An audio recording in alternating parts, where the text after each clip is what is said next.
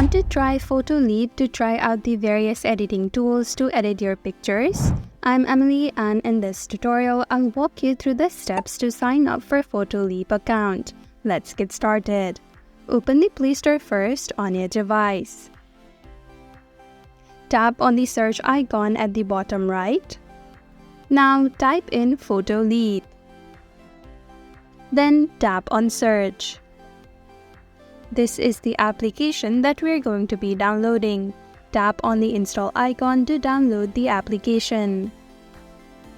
Tap on Open once the download is completed.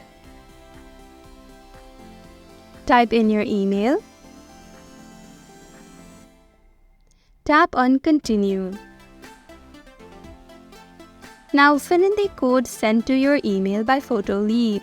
Then tap on Continue.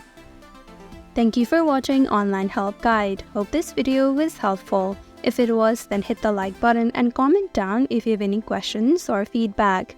Also, if you're new to our channel, subscribe and hit the bell icon so that you don't miss our upcoming videos.